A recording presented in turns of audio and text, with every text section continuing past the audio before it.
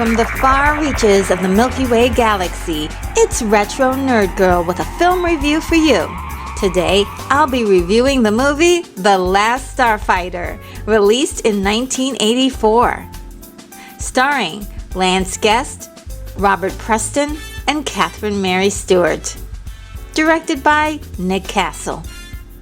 The synopsis is, Alex Rogan is a kid from a trailer court who beats a video game record which qualifies him to be recruited by real-life aliens to battle in space to save the universe. The story began as an idea by screenwriter Jonathan R. Butel when he first visited a video arcade on his lunch break while working as a cab driver in the 1980s.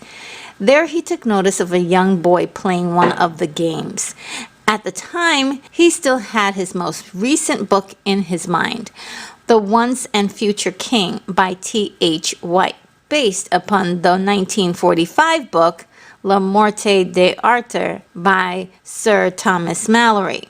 This book is actually split up into 4 parts, detailing imagined chronicles of King Arthur from his childhood and throughout his rule. The idea for The Last Starfighter really actually sprung from connecting the boy at the video game to young Arthur, where Jonathan then conceptualized the initial draft of what if the high score in the game was basically a sword in a stone for an intergalactic adventure.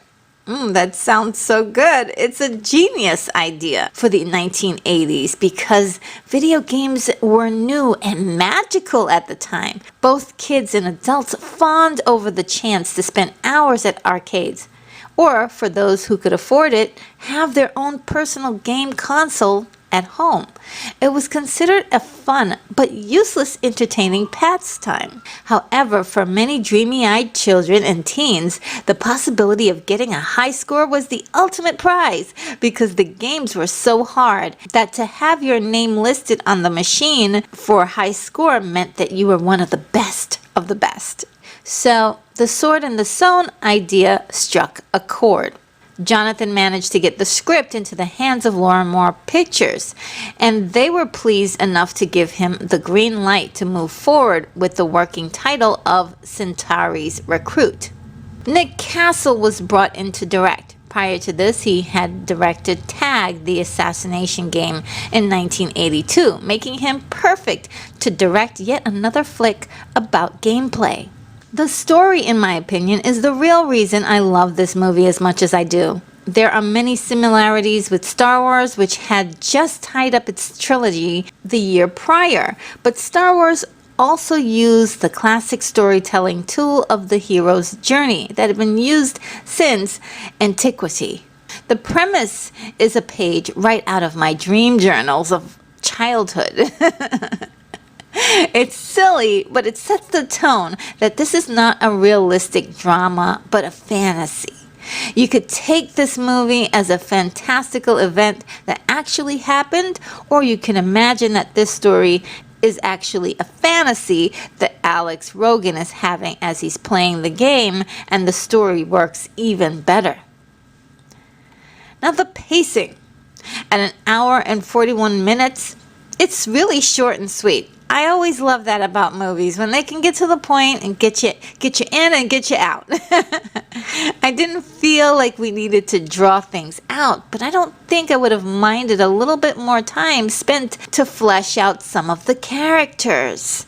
This is really rare for me to say, but I feel like in some aspects it was a little too short, and it actually has the feeling that at the end things were maybe rushed a little, and that may have been due to the budget. Now the challenge. Oh, I really love the challenge in this film. So let me just set up the story and explain to you why I love the challenge. In space, the Star League, led by Ambassador Enduran, protects billions of creatures in peaceful systems against attacks from hostile worlds.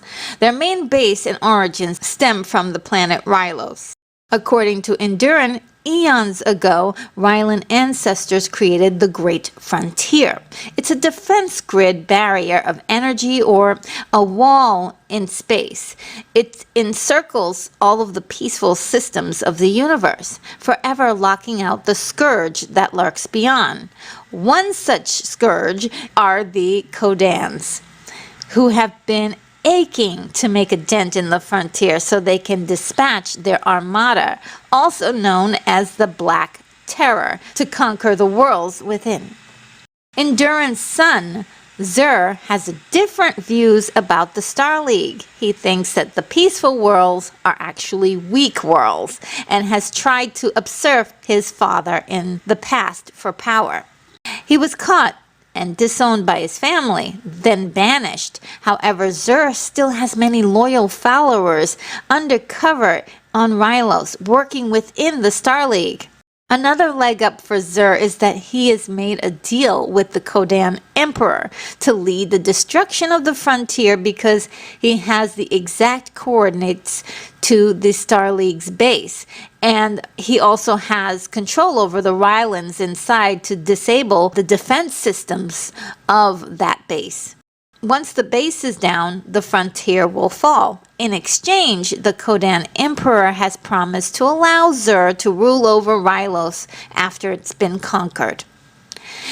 If you've watched the film and you're kind of like, where did all this come from? And you're kind of shocked at anything I just said about Zur and the Star League, it's okay. Blink once and you'll miss it. But it's all there in the film. It just gets explained so fast that it's hard to catch it in one viewing. And although I just gave you a rundown of Zur and his relation to the Kodan Armada, it's all intriguing enough that as an audience member, I did crave more. Tell me more about this, about Zur's past. And there's so much more to it that I think could have been explained. And it wasn't, but I'm still there for the story. I still love it. However, in the presentation of Zur, I enjoyed him so much because he was an extremely animated character who was drunk on his own arrogance and confidence. He was a delight to watch on screen, just seething with evil. Zur has been given command of a Kodan starship with military commander Lord Krill and his assisting officer. The Kodans are pretty close and they rely on each other, as I determined from the relationship between Krill and his assistant. They were so close sometimes, I actually thought that they were going to kiss. I mean, it's actually kind of funny, but also like speaks of something else that's happening in the story that maybe we just don't know about. So what's really clear to me about the Kodans, which is probably the same with the Emperor that we never get to see, is that they absolutely hate Zur with a passion. It may be that they distrust him for being so willing to destroy his own people for his own selfish means, and their sense of loyalty to each other is so much more at a higher standard. And I also think that they perceive him as an idiot. I'm totally reading into this, but there is a visible disdain for him. They may also feel insulted by having to take orders from him and that they are only enduring him to destroy the frontier, but once they've gotten what they want, he may be disposed of. There's no telling. And that's another piece that I really enjoyed about the Kodans. They can't be trusted when it comes to Zur.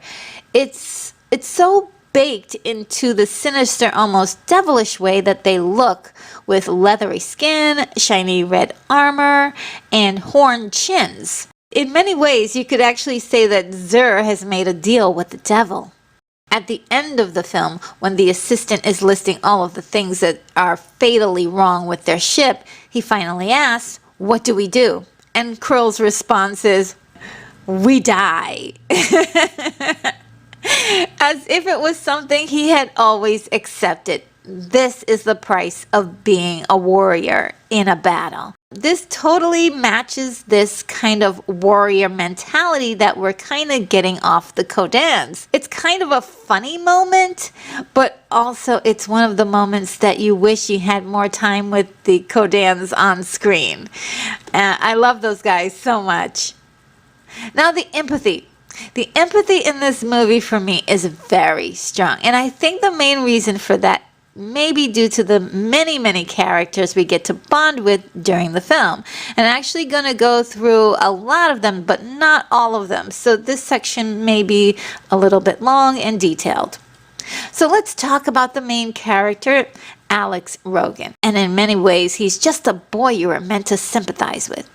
Originally, he was supposed to be from the suburbs, but the filmmakers felt it would have resembled so many other films at the time that actually took place there. So then Alex became the kid from a cute little trailer court, Starbright, in Coombs County, where his mom is a part-time caretaker.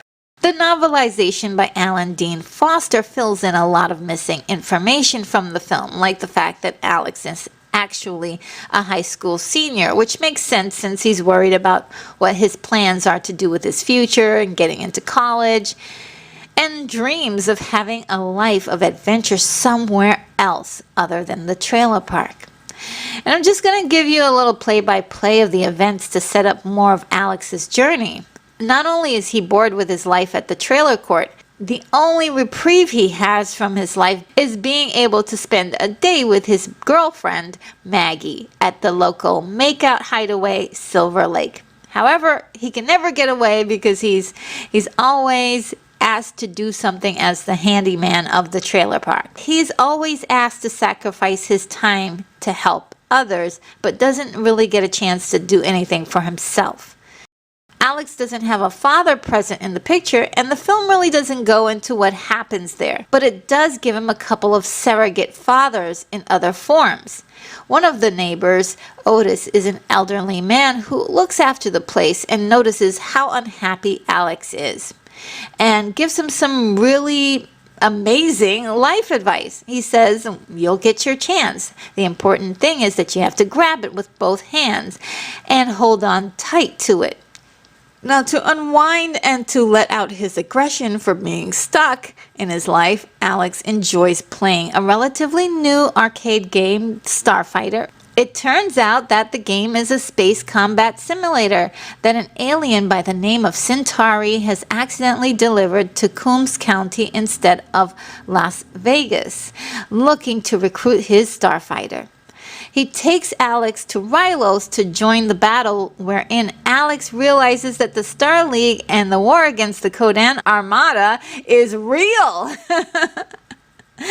And this was Alex's chance to grab on tight to his opportunity, and he totally freaks out. And as well, most people would do this. This is like a totally realistic and understandable response to being presented with such a huge undertaking, that now you're in space and now you're fighting aliens that you don't even know and destroying their ships. He responds perfectly.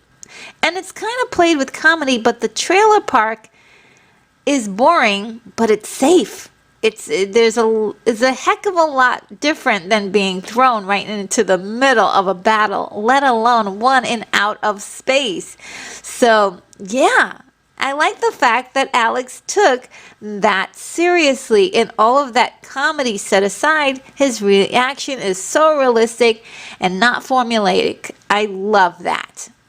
Ultimately, this is a story with a hero's journey, and part of the formula is the protagonist refusing his role and then eventually accepting it. Alex does have this character arc, and it's done in a way that actually feels like it's something he has to do in order to keep his world safe on Earth. In the beginning of the film, a report from state police is blaring on the radio about suspicious lights in the sky that have been reported in Coombs County. And I think that very well may have been Centauri landing his star car while keeping tabs on Alex. He was right there to scoop Alex up and get him recruited almost immediately. Centauri is such a wonderful character because once he appears on screen, he really inserts a heck of a lot of levity to the film, where it's a little bit more straightforward before he arrives. He's a fast talker who eccentrically speaks in the third person and can be described as a space con artist, which is a pretty accurate description of him because he has unconventional ways of doing things that may also be considered unscrupulous. He recruits Alex to join the Starfighters, but Earth is not among the planets within the Star League. In fact, the guy who ends up being Alex's starship navigator, Greg, mentions that Earth is not mature enough to join them, and Centauri broke the rules by recruiting Alex. According to the novelization, since the Star League were such pacifists, they didn't really know how to fight. And the Starfighters were often mainly selected from planets with species that had a propensity for war and violence. This is what Enduran calls the gift in his speech to the Starfighters. It's an interesting dynamic that has a lot of room for creative world building, and it makes the universe of this story feel a lot bigger than we get in the film. It just doesn't end there because Greg also talks about Centauri using the Excalibur test, implying that maybe it was a common technique that he invented to find starfighters. Was King Arthur a starfighter? Did Centauri call himself Merlin to guide Arthur? We don't know, and it's very exciting to imagine the possibilities. Centauri also acts as a secondary father figure as Otis does, giving him some amazing life advice. Alex complains that he can't be a starfighter because he's just a kid from a trailer park. Then Centauri retorts, if that's what you think, then that's all you'll ever be. It's a little on the nose, but I love that moment because it leaves the audience with a little something to walk away with when the film is done. I thought it was truly inspiring. This was that chance that Otis was talking about for Alex to grab on with both hands. Now, I thought at that point that this message would have inserted a little motivation into Alex's character to accept his opportunity for greatness, and it does. I really enjoyed Alex's arc from a whiny kid to a hero. It has purpose by the end, and he's willing to make the sacrifices to do it. Now, there's a theory out there that since Centauri is an alien in a human suit, he may be secretly Alex's dad. That's just an idea that's out there. Centauri is the con man with a heart that sacrifices himself to see Alex become a starfighter. I kind of cried a little bit when Centauri died. And Alex and Greg really tried to comfort him in his last moments, telling him that there was a lot of money for him because they know that he's driven by money. But at the core of it, he really wanted to do something good as well. And I like the complexity of that kind of character. Yes, he's a guy who's after money. It doesn't make him a bad person. Alex's first-class star navigator is Greg. And Greg is yet another father figure for him. Greg is a very whimsical, upbeat, and charming with an infectious laugh. But on a more serious note, he delivers a lot of exposition to Alex and the audience. Not too heavy or boring, but to me, I found all of these things that he says to be so fascinating and world-building. One thing that this film does, it builds a lot of world, even though you don't get to see all of that world. And I was curious to know a lot more from this character. Greg explains that he is from an underground world with his wifeoid and his 6,000 children. I mean, I want to know more about his culture. And then he casually mentions that Zur has turned all of his children into slaves, which I was just like, what? I want to know more about that too. There's so much more under the hood of this story. I I thought it was kind of brilliant that they stuffed so much in there. And yet the story is it's a very short film. It's not very long. So I could have used it again another 15 or 20 minutes and it would have been fine. Greg also has a very positive view of death. He says that people who have died are simply just doing battle in another dimension. And who's to say he's wrong? I mean, it's really brilliant, interesting, and fascinating. Now, the next important character in the story, in my opinion, is Alex's Beta unit, also called Beta. Beta is a synthetic being that replaced Alex on Earth while he could go off and be a starfighter without causing any alarm to his family. Beta was initially written into the story to deliver more originality to the film, and he does, giving the audience a booster shot of humor from his awkward adjustment pretending to be a human boy. He steals every scene that he's in. There's so many little details in his appearance in the film that add more color to it, like his transformation, learning how the movement of eyebrows can mean something to teenage girls, and removing his head to fix his ear because Alex's girlfriend Maggie sticks her tongue in it. Yuck. Just when you think his antics are going to take a step just a little bit too far, he becomes a hero, sacrificing himself to help Alex. I love characters like this who can change the tone of their personalities when it counts. These are the characters that keep me invested in a story. Now, the film could have stopped right there and been a flick about a dude going into space, but they also made it a beautiful love story. Out goes the trope of the girl that Alex flirts with but finally wins over in the end. The story starts off with Alex and Maggie in a very serious relationship, dealing with the possibility of splitting up as their lives will eventually change. Alex dreams of nothing but leaving, but Maggie could very well stay put. Even though Alex promises to take her with him, she is visibly terrified of change. Alex's relationship with Maggie is very cute, and going through the ups and downs of love in this very realistic way, arguing one minute and making up the next minute. Although the film has a lot that it has to do, it gives the moments with Alex and Maggie some breathing room for you to observe their connection to each other, and it's actually so sweet. One thing I adored about the story is that it keeps Maggie in the loop. She doesn't disappear for too long, and she feels like a real partner to Alex. It's no surprise that he returns at the end of the adventure to take Maggie with him to Rylos. Maggie experiences an arc for her character by facing her fear of change and going with Alex on his next adventure and leaving the safety of the trailer court. Now, the technical aspects.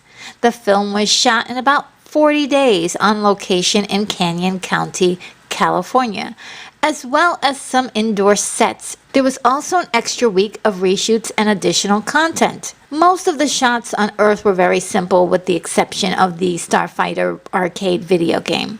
It was not an actual game, and I think that if they had created the game before the film, it would have given the film some legs to grow in the zeitgeist as a double release.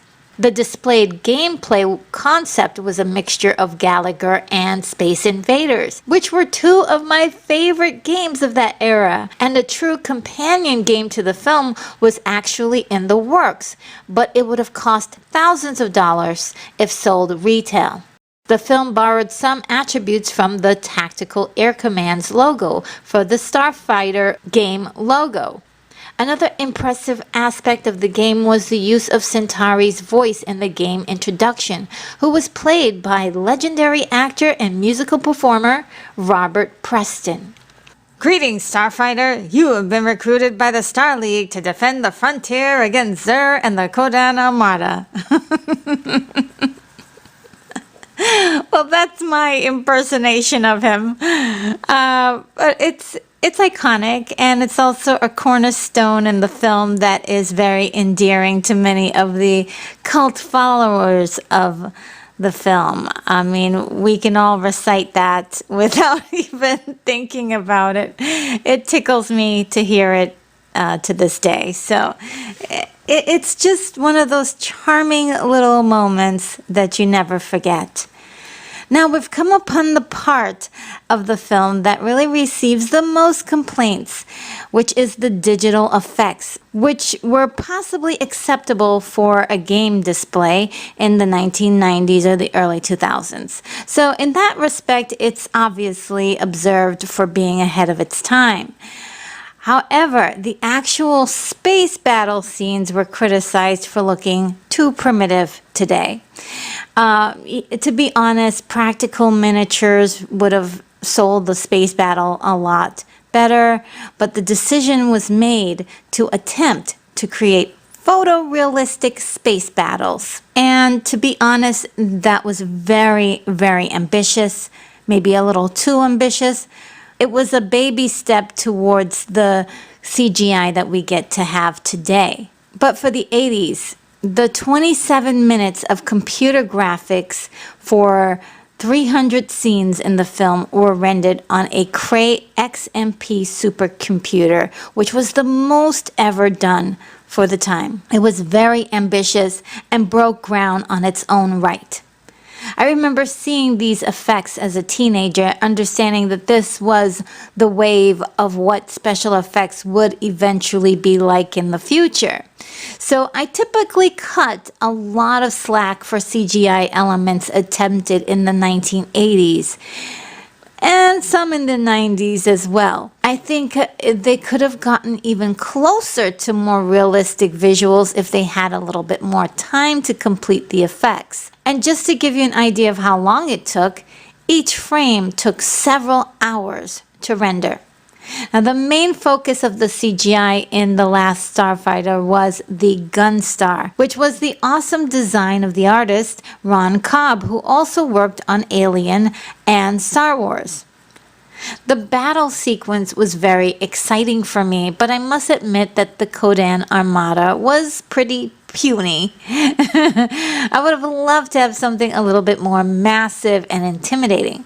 But what helps the battle itself is the build up to where Grigg explains the ship's capabilities, and we get examples of that visually. And I kind of love that stuff because it feels like we're really getting the training as well. Like we have become the Starfighters.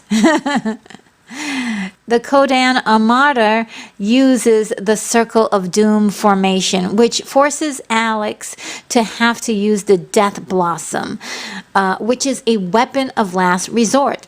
This is where the Gunstar spins and shoots in all directions, wiping out the Armada. I absolutely loved that feature in the film. It was very unique and actually quite devastating, which it reinforces the sense of why the bad guys really fear the Starfighters. Another standout in the film was the makeup effects for all the many aliens featured in the film. They were also very unique and utterly gross at times, which made them even more realistic in a way. And I loved every minute of seeing them on screen. Again, would have loved to know more about these aliens and where they came from and their culture.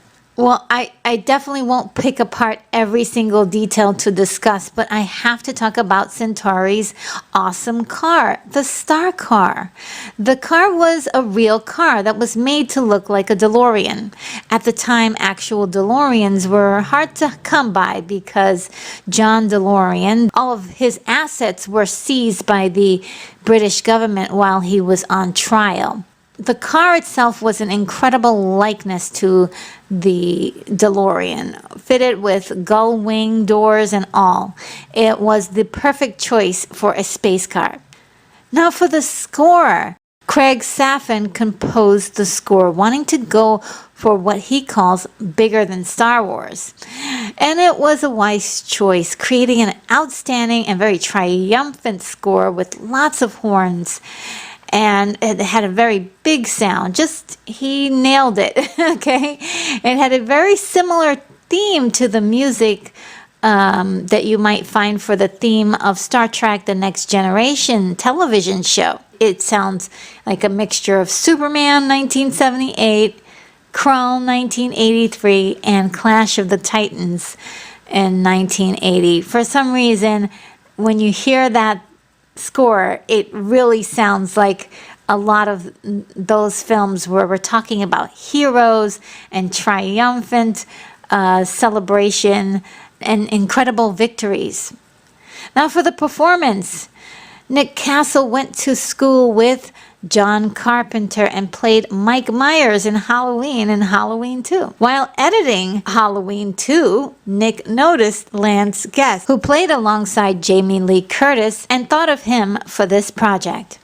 One of the reasons why Lance Guest was cast as Alex Rogan was because of his James Stewart, Gary Cooper, and Henry Fonda-like qualities, the guy next door. And that is exactly what Lance brought to the part of Alex. He played him straight, and it was very authentic without, going over the top with it. And really, that doesn't get enough credit because his performance helped the audience to feel as if they were the Starfighter being recruited as well.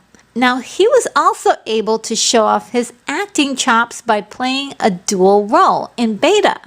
This was observed in test screenings of the film where audiences responded positively to the character and added more scenes for him. Unfortunately, Lance had cut his hair short and got really ill during the reshoots. And this is why he's so pale in those scenes, as makeup tried to cover up his illness and gave him a terrible wig to cover up his haircut. To me, it always seemed to work in the story because Beta is a robot or simuloid, and he's a person trying to pretend to be human. And it worked for me. Now, one thing I did love about Lance's Beta performance is how well he was at comedically impersonating a robot, trying to impersonate a human being. And we'd see this kind of thing in later characters like Data from the Star Trek Next Generation TV show. And there are a lot of connections between that show and this movie, including the fact that 11-year-old Will Wheaton, who later went on to play Wesley Crusher, was one of the children seen in the opening segment of the film running around the court. He had a bigger part in the film, but his dialogue scenes didn't make it into the final cut. Peter O'Toole and Mick Jagger were up for the role of Centauri, but Robert Preston was a shoo-in because he played this kind of character before, as the fast-talking con man in The Music Man in 1962. He was a delightful treat in the movie, providing us with some much-needed comedy and sentiment. Sadly, this was his last movie appearance. He died only 4 years later at the age of 68 from lung cancer. Catherine Mary Stewart was cast to play Maggie based on the rapport that she had with Lance Guest. And truthfully, they make such a cute couple on screen. Oh my goodness. They are so adorable, and I think that she brought a wholesome realism to the role to keep me invested in their relationship. Actually, she's low-key one of my favorite female actors from the 1980s, playing in such movies like Weekend at Bernie's in 1989, Night of the Comet in 1984, and The Apple in 1980. The Apple is a movie, if you've never seen it, it is wacky, it's low budget, it's really one of those completely wild movies, and I love it so much. It's it's a choice, definitely. It's a choice. Now, the enjoyment. The film was quietly released in theaters on July 13th, 1984, for 3 weeks in California and a little bit longer on the East Coast. It grossed over $28 million with a good response from both audiences and critics. It was not bad. but it got a little buried under all of the movies that came out that summer, and there were a lot.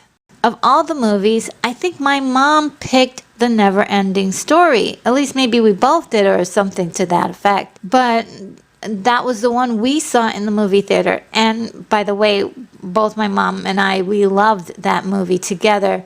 Now later on, I saw this movie with everybody else on HBO. They had a way of replaying the same movies over and over and over and over again. And so I saw it over and over and over and over again, like many other kids.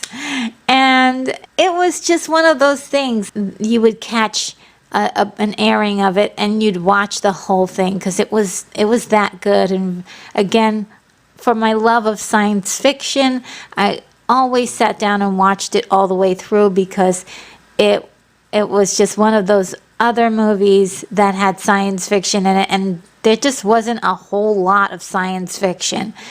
So I would just make sure to see everything I could. And, you know, from those airings is where it really gained its cult following. You can see some of the influences or creative similarities in movies like Ender's Game, released in 2013, Galaxy Quest in 1999, Pixels in 2015, Wreck-It Ralph in 2012, and Ready Player One, released in 2018. Besides anticipating a game after the film was released, many fans had always wondered about a sequel. The way the film ends, Alex takes Maggie to Rylos to live there and help rebuild the Legion of Starfighters. And Xur is still alive out there somewhere.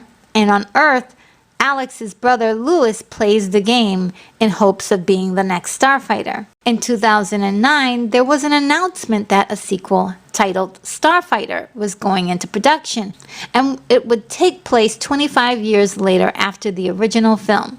That project vanished, and then it was announced to happen again in April of 2018, but this time as a reboot. I wasn't too keen on that idea because I think it's interesting, but I think it isn't like going to blow anybody's mind like it did in the 1980s. It doesn't have the same catch unless you completely change the premise completely, and it's not video games, but it's some other kind of thing.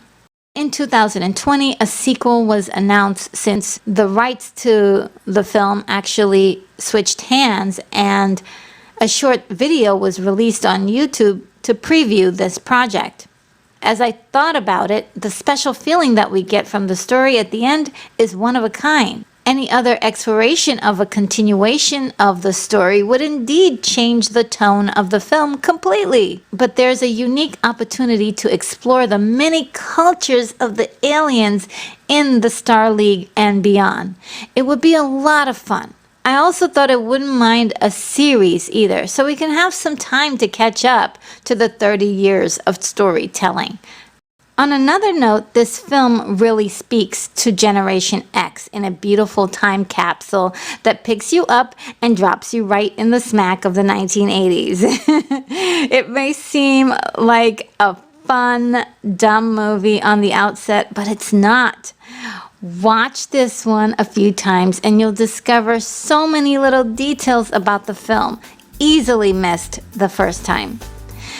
Well, Starfighters, dreamers, and believers, may the luck of the 7 pillars of Gulu be with you at all times.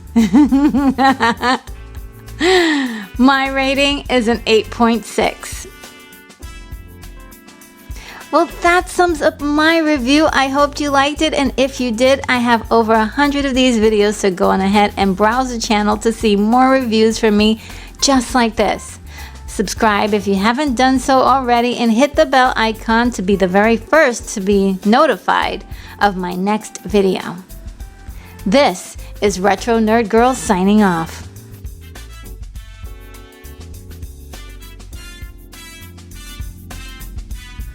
Take care, movie lovers. I'm off to my next review.